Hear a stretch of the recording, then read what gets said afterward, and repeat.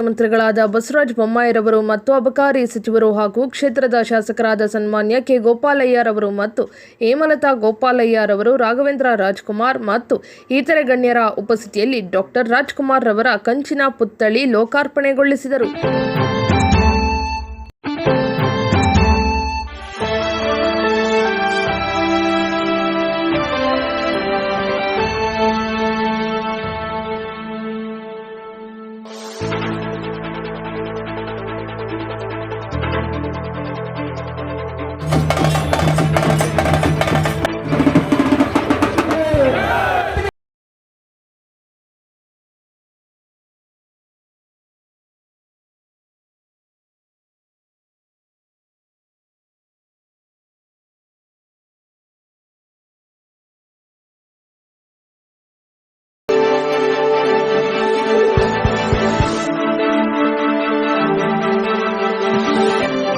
ನಂತರ 2019ರಿಂದ ಇವತ್ತು 2023 ಅಲ್ಲಿಗೆ ಎಷ್ಟು ವರ್ಷಗಳ ಅವಧಿ ಆಗಿದೆ ಅಂತ ಅನ್ನೋದಕ್ಕೆ ತಮಗೆ ಸ್ಪಷ್ಟೀಕರಣ ಕೊಡ್ತಾ ಇದ್ದೀನಿ.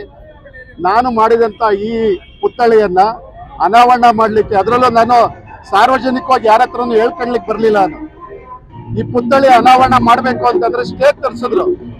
ಅದು ಯಾರ ಕೈವಾಡ ಅನ್ನೋದು ನನಗೆ ಗೊತ್ತಿಲ್ಲ.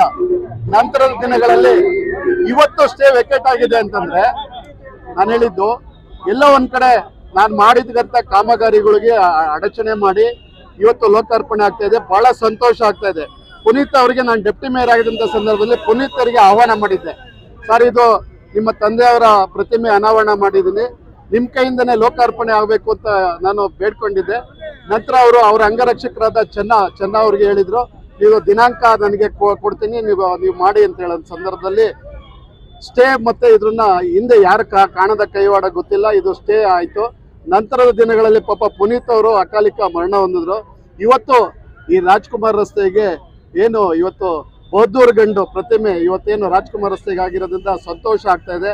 ಎಲ್ಲ ಅದರಲ್ಲೂ ಮಹಾಲಕ್ಷ್ಮಿ ಲೇಔಟ್ ಕ್ಷೇತ್ರದ ಎಲ್ಲ ನಾಗರಿಕರು ತುಂಬು ಹೃದಯದಿಂದ ಇವತ್ತೇನು ಅನಾವರಣ ಮಾಡಿರಕ್ಕಂಥ ಎಲ್ಲ ಮುಖಂಡರಿಗೆ ನಾವು ತುಂಬು ಹೃದಯದ ಅಭಿನಂದನೆ ಸಲ್ಲಿಸ್ತೀವಿ. ಸರ್, ಅಂತಾರಾಷ್ಟ್ರೀಯ ಮಹಿಳಾ ದಿನಾಚರಣೆ ನಾವು ಮಹಿಳೆಯರಿಗೆ ಏನು ನಾವು ಆದ್ಯತೆ, ಈಗ ಸನ್ಮಾನ್ಯ ಮಾಜಿ ಪ್ರಧಾನಮಂತ್ರಿಗಳಾದಂಥ ದೇವೇಗೌಡರು ಲೋಕಸಭೆಯಲ್ಲಿ ಮಹಿಳೆಯರಿಗೆ ಏನು ಹೆಚ್ಚು ಪ್ರಾತಿನಿಧ್ಯ ಕೊಡಬೇಕು ಅಂತ ಹೇಳ್ಬಿಟ್ಟು ಇವತ್ತು ನಮ್ಮ ರಾಜ್ಯ ಸರ್ಕಾರದಲ್ಲಿ ಮಹಾನಗರ ಪಾಲಿಕೆಯಲ್ಲಿ ಸುಮಾರು 102 ಹೆಣ್ಣು ಮಕ್ಕಳು, 198ಕ್ಕೆ 102 ಹೆಣ್ಣು ಮಕ್ಕಳು ಗೆದ್ದು ಬಂದಿದ್ದಾರೆ. ಇವತ್ತೇನಾದ್ರು ಅವರಿಗೆ ಮೀಸಲಾತಿ ಕೊಟ್ಟಿದ್ದಾರೆ. ಮಹಿಳಾ ಮೀಸಲಾತಿ ಅಂದ್ರೆ ಅದು HD ದೇವೇಗೌಡರಿಗೆ ಸಲ್ಲಿಸಬೇಕು ಅಂತ ಹೇಳ್ತಾ ಇದ್ದೀನಿ.